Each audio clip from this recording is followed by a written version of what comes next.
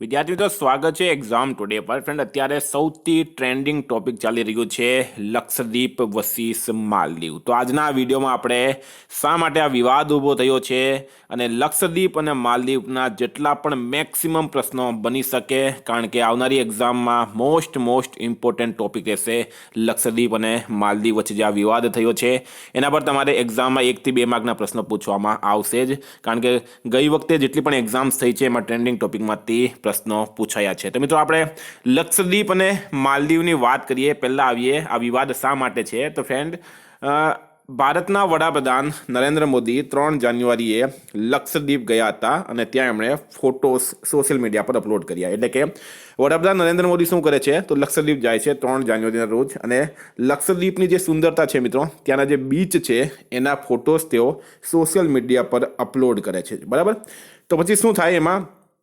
માલદીવની યુવા અધિકારિતા સૂચના અને કલા મંત્રાલયમાં ડિપ્ટી મંત્રી છે મિત્રો મરિયમ સેઉના આ નામ ખાસ યાદ રાખજો મરિયમ સેઉનાએ પીએમ મોદી પર આપત્તિજનક ટિપ્પણી કરી અને બીજા મંત્રી માલસા શરીફ અને મહેજૂમ માજીદે ભારતના હોટલ અને ટુરિઝમની બુરાઈ કરી છે બરાબર ફ્રેન્ડ શું થાય નરેન્દ્ર મોદી જે છે એ લક્ષદ્વીપના ફોટા પાડે છે હવે લક્ષદ્વીપ અને માલદીવ બેઉ નજીક આવેલા છે ભારતના ઘણા પર્યટક જે છે એ માલદીવ ફરવા માટે જતા હોય બરાબર હવે મિત્રો માલદીવની જે ઇકોનોમી છે એ લગભગ ટુરિઝમ પર ડિપેન્ડ કરતી હોય કારણ કે માલદીવ પોતે એક દ્વીપ છે તો હવે માલદીવના જે મંત્રી છે તેમણે શું કર્યું તો લક્ષદ્વીપના જે ફોટોસ નરેન્દ્ર મોદી અપલોડ કર્યા એને પછી ભારતના લોકોની અને ભારતની તેમણે બુરાઈ કરી હતી તેમણે પોતાના ટ્વીટમાં જણાવ્યું કે ભારતમાં લોકો ખુલ્લામાં શૌચ કરતા હોય છે ભારતના હોટલ્સમાંથી સ્મેલ આવતી હોય છે એવા આપત્તિજનક ટ્વીટ એમણે કર્યા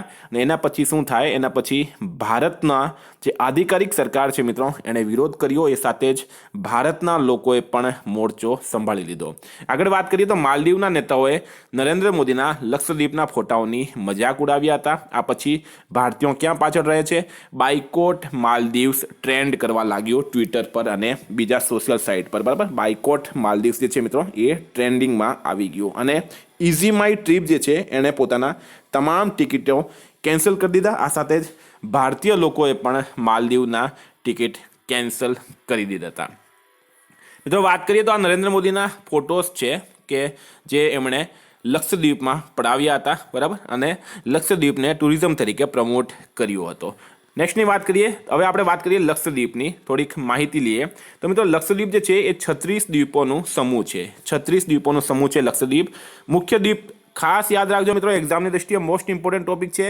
મુખ્ય દ્વીપ તમે આમાં યાદ રાખજો આમાં તમને પ્રશ્ન કેવી રીતના પૂછાશે કે નીચેનામાંથી કયો દ્વીપ લક્ષદ્વીપમાં નથી એ રીતના તમને પ્રશ્ન પૂછવામાં આવશે તો મુખ્ય દ્વીપ છે કવરતી અગતી મિનિકોય અમીની બાંગરમ સુહેલી બરાબર એમાં મિનિકોય જે છે મિત્રો એ ફેમસ બીચ છે ફેમસ દ્વીપ છે હવે વાત કરીએ મલયાલમ અને સંસ્કૃતમાં લક્ષદ્વીપનું નામ 1 લાખ દ્વીપ થાય છે બરાબર 1 લાખ દ્વીપ થાય છે મલયાલમ અને સંસ્કૃતમાં લક્ષદ્વીપનું નામ લક્ષદ્વીપની પ્રમુખ ભાષાઓની વાત કરીએ મિત્રો તો અંગ્રેજી મલયાલમ દિવેહી જે છે એ આ ખાસ યાદ રાખજો દિવેહી એ લક્ષદ્વીપની પ્રમુખ ભાષાઓ છે મિત્રો મેપથી આપણે સમજીએ લક્ષદ્વીપ વિશે તો તમે સમજી લો આ ભારત છે બરાબર આ દક્ષિણ ભારત છે મિત્રો આ દક્ષિણ ભારત છે દક્ષિણ ભારતમાં અહીંયા આવેલું છે લક્ષદ્વીપ એક કેન્દ્ર શાસિત પ્રદેશ છે બરાબર તમને પ્રશ્ન એમ પૂછવામાં આવે લક્ષદ્વીપ કયા સમુદ્રમાં છે તો અરેબિયન સી બરાબર અરેબિયન સી એટલે કે અરબ સાગરમાં આવેલું છે લક્ષદ્વીપ અને અહીંયા આવેલું છે આ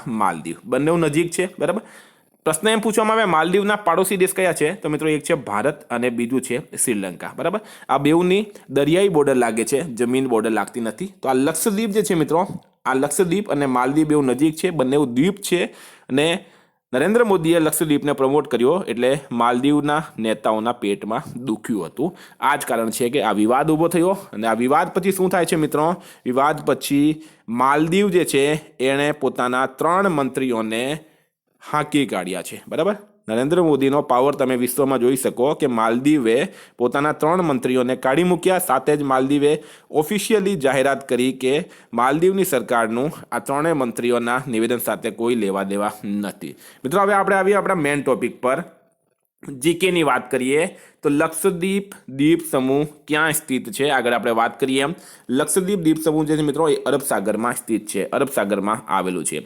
એના પછી લક્ષદ્વીપનું પાટનગર કયું છે? પાટનગર છે મિત્રો કવરત્તી. કવરત્તી લક્ષદ્વીપનું પાટનગર છે. લક્ષદ્વીપના વર્તમાન પ્રશાસક કોણ છે? તો એ છે પ્રફુલ્લ પટેલ. સ્ટાર માર્ક કરજો, એક પ્રશ્ન ઊભો થશે આમાંથી. લક્ષદ્વીપનો દ્વીપ સમૂહ કયો છે? અરબ સાગરમાં આવેલું દ્વીપ સમૂહ છે. લક્ષદ્વીપનું પાટનગર છે મિત્રો કવરત્તી અને લક્ષદ્વીપના વર્તમાન પ્રશાસક છે હાલમાં પ્રફુલ્લ પટેલ. ફ્રેન્ડ્સ, ખાસ કરીને વનરક્ષક special, Gujarat police constable, PSI, LRD, junior clerk, senior clerk, head clerk માટે એક્ઝામ ટુડેનું લેટેસ્ટ એક વર્ષનું કરંટ અફેર્સ સાથે પર્યાવરણ current affairs, Olympic Paralympic, Covid, IPL, GI tag, બલેના ભારત ગુજરાતના વર્તમાન પદાધિકારી, પુસ્તક લેખક, company CEO, brand ambassador awards, GK sports, GK G20 summit જેવી ટોટલ 40થી વધારે કરંટ અફેર્સની પીડીએફ, આમાં લક્ષદ્વીપવાળી કરંટ ટોપિક પણ આવશે. બરાબર, 40થી વધારે કરંટ અફેર્સની પીડીએફ, 10,000થી વધારે પ્રશ્નો, પૂરા એક વર્ષનું લેટેસ્ટ કરંટ અફેર્સ, પર્યાવરણ કરંટ અફેર્સ સાથે. તો પીડીએફ માટે માત્ર 250 રૂપિયા, 9510411961 પર ગૂગલ પે, ફોનપે, પેટીએમ કંઈ પણ કરો, સ્ક્રીનશોટ મોકલી આપો. 2 મિનિટમાં પીડીએફ મળી જશે. ગઈ તમામ એક્ઝામમાં 100% કરંટ અફેર મિત્રો આપણું પૂછાયું છે. તમામ પીડીએફ જે છે મિત્રો એ વન લાઇનર ડિસ્ક્રિપ્શનમાં પૂરી માહિતી સાથે આપેલી છે. ડે વાઇઝ કરંટ અફેર્સ આમાં આપેલું છે અને સાથે સાથે આવી અલગ અલગ ટ્રેન્ડિંગ ટોપિકની પણ તમને 40થી વધારે કરંટ અફેર્સની પીડીએફ મળશે. નેક્સ્ટ મિત્રો, લક્ષદ્વીપ ક્યારે અસ્તિત્વમાં આવ્યું? તો હવે લક્ષદ્વીપ અસ્તિત્વમાં ક્યારે આવે છે? તો 1 નવેમ્બર 1956. સ્ટાર માર્ક કરજો, સ્ટાર માર્ક કરજો મિત્રો, ઇમ્પોર્ટન્ટ રહેશે. આવા પ્રશ્નો જ એક્ઝામમાં તમને પૂછવામાં આવશે. લક્ષદ્વીપ ક્યારે અસ્તિત્વમાં આવ્યું? તો 1 નવેમ્બર 1956. હવે છે લક્ષદ્વીપ કયા હાઈકોર્ટના અધિકાર ક્ષેત્રમાં આવે છે? તો કેરળ હાઈકોર્ટ. આપણે સ્ટાર માર્ક કરજો, કેરળ હાઈકોર્ટના અધિકાર ક્ષેત્રમાં આવે છે. એટલે કે લક્ષદ્વીપમાં કંઈ પણ મામલો થાય, કોઈ પણ ઘટના થાય તો એનો ન્યાય કોણ કરે? તો કેરળ હાઈકોર્ટ કરે. લક્ષદ્વીપનો રાજ્ય પક્ષી કયો છે? તો બ્રાઉન નોડી. બ્રાઉન નોડી રાજ્ય પક્ષી છે. રાજ્ય માછલીની વાત કરીએ મિત્રો એ છે બટરફ્લાય ફિશ અને રાજ્ય વૃક્ષની વાત કરીએ તો એ છે બ્રેડ ફ્રૂટ. સ્ટાર માર્ક છે, આ પણ ઇમ્પોર્ટન્ટ રહેશે. નેક્સ્ટ, લક્ષદ્વીપની સૌથી નજીક દેશ કયો છે? તો લક્ષદ્વીપની સૌથી નજીક દેશ છે મિત્રો માલદીવ. માલદીવ જે છે એ લક્ષદ્વીપની સૌથી નજીક આવેલો દેશ છે. આ જ કારણ છે કે બંને વચ્ચે કોમ્પિટિશન ઊભો થયો. એના પછી લક્ષદ્વીપમાં લોકસભા સીટ કેટલી છે? તો લક્ષદ્વીપની અંદર ટોટલ 1 લોકસભા સીટ છે મિત્રો, એક જ લોકસભા સીટ છે. સાંસદનું નામ છે મોહમ્મદ ફૈઝલ પદીપુરા. બરાબર, મોહમ્મદ ફૈઝલ પદીપુરા સાંસદનું નામ છે. પાર્ટી છે મિત્રો NAP. નેક્સ્ટ, લક્ષદ્વીપમાં સ્થિત એકમાત્ર એરપોર્ટ કયો છે? તો લક્ષદ્વીપમાં સ્થિત એકમાત્ર એરપોર્ટ કયો છે? અગતી એરપોર્ટ. અગતી એરપોર્ટ મિત્રો લક્ષદ્વીપમાં સ્થિત એકમાત્ર એરપોર્ટ છે. લક્ષદ્વીપ કયા પ્રકારનો દ્વીપ છે? તો કોરલ દ્વીપ. લક્ષદ્વીપ જે છે એ કોરલ દ્વીપ છે. કોરલ દ્વીપ મૂંગાના અવશેષ અને કાર્બનિક પદાર્થોથી બનેલા હોય છે. આ દ્વીપ ઉષ્ણકટિબંધીય ક્ષેત્રમાં મળે. કોરલ દ્વીપ છે એ તો તમે સમજી ગયા છો, બરાબર, પણ આ કોરલ દ્વીપ શું હોય છે એના વિશે પણ તમને માહિતી આપી કે કોરલ દ્વીપ મૂંગાના અવશેષ અને કાર્બનિક પદાર્થોથી બનેલા હોય છે. આ દ્વીપ ઉષ્ણકટિબંધીય ક્ષેત્રમાં મળે છે. નેક્સ્ટ મિત્રો, લક્ષદ્વીપ પોતાનો સ્થાપના દિવસ ક્યારે મનાવે છે? તો લક્ષદ્વીપનો સ્થાપના દિવસ છે 1 નવેમ્બર. સ્ટાર માર્ક કરજો, એક્ઝામની દ્રષ્ટિએ ઇમ્પોર્ટન્ટ રહેશે આ. એના પછી લક્ષદ્વીપ કુલ કેટલા નાના મોટા દ્વીપથી મળીને બનેલો છે? તો મિત્રો 36. લક્ષદ્વીપ જે છે એ ટોટલ 36 નાના મોટા દ્વીપથી મળીને બનેલો છે. ભારતના સૌથી નાના કેન્દ્રશાસિત પ્રદેશ લક્ષદ્વીપનું ક્ષેત્રફળ કેટલું છે? અહીંયા મિત્રો 2 પ્રશ્નો તમારા ઊભા થયા. એક, ભારતનો સૌથી નાનો કેન્દ્રશાસિત પ્રદેશ કયો છે? તો એ છે લક્ષદ્વીપ અને એનું ક્ષેત્રફળ કેટલું છે? 32 વર્ગ કિલોમીટર. સ્ટાર માર્ક કરજો મિત્રો, ઇમ્પોર્ટન્ટ રહેશે. એના પછી લક્ષદ્વીપની આધિકારિક ભાષા કઈ છે? કઈ છે આધિકારિક ભાષા? મલયાલમ અને અંગ્રેજી. લક્ષદ્વીપની ઓફિશિયલ ભાષા છે મલયાલમ અને અંગ્રેજી. લક્ષદ્વીપનું જૂનું નામ શું છે મિત્રો? તો એ છે લક્કાદીવ મિનિકોય અમિની દીવી દ્વીપ. બરાબર, લક્કાદીવ મિનિકોય અમિની દીવી દ્વીપ. નેક્સ્ટ, કયા દ્વીપ લક્ષદ્વીપના ભાગ છે? તો આગળ પણ આપણે વાત કરી અગાતી, કવરત્તી, કલેપેની, આ બધા લક્ષદ્વીપના ભાગ છે. એના પછી સંસદના એક અધિનિયમથી લક્ષદ્વીપ, મિનિકોય અને અમીન દીવીના દ્વીપોને કયા વર્ષે કેન્દ્રશાસિત પ્રદેશ લક્ષદ્વીપમાં બદલવામાં આવ્યા? તો ફ્રેન્ડ રાઈટ આન્સર થશે આમાં 1973માં. એના પછી સૌથી વધારે સાક્ષર કેન્દ્રશાસિત પ્રદેશ કયો છે? તો ભારતનો સૌથી નાનો કેન્દ્રશાસિત પ્રદેશ કયો છે મિત્રો? એ પણ લક્ષદ્વીપ છે. લક્ષદ્વીપ જે છે એ સૌથી વધારે સાક્ષર કેન્દ્રશાસિત પ્રદેશ પણ છે, બરાબર. નેક્સ્ટ ભારતનો પહેલો જૈવિક કેન્દ્રશાસિત પ્રદેશ કયો બન્યો છે? તો એ પણ લક્ષદ્વીપ કે ભારતનો પહેલો જૈવિક કેન્દ્રશાસિત પ્રદેશ બન્યો. નેક્સ્ટ કયો ચેનલ મિનિકોયને લક્ષદ્વીપથી અલગ કરે છે? મિનિકોયને લક્ષદ્વીપથી કયો ચેનલ અલગ કરે? તો ભાઈ 9 ડિગ્રી ચેનલ, બરાબર. 9 ડિગ્રી ચેનલ જે છે એ મિનિકોયને લક્ષદ્વીપથી અલગ કરે છે. લક્ષદ્વીપનો સૌથી દક્ષિણતમ દ્વીપ કયો છે? તો એ મિનિકોય દ્વીપ છે, બરાબર. મિનિકોય દ્વીપ જે છે એ દક્ષિણતમ દ્વીપ છે. કયો ચેનલ લક્ષદ્વીપને માલદીવથી અલગ કરે? તો 8 ડિગ્રી ચેનલ. આ સ્ટારમાં કરજો મિત્રો, એક્ઝામની દ્રષ્ટિએ ખૂબ ઇમ્પોર્ટન્ટ છે. કયો ચેનલ લક્ષદ્વીપને માલદીવથી અલગ કરે? તો 8 ડિગ્રી ચેનલ. એના પછી લક્ષદ્વીપનો સૌથી નાનો દ્વીપ કયો છે? તો મિત્રો એ છે બિટ્રા દ્વીપ. બિટ્રા દ્વીપ લક્ષદ્વીપનો સૌથી નાનો દ્વીપ છે. લક્ષદ્વીપનો સૌથી મોટો દ્વીપ કયો છે? તો મિત્રો છે એન્ડ્રોટ દ્વીપ. એન્ડ્રોટ દ્વીપ લક્ષદ્વીપનો સૌથી મોટો દ્વીપ છે.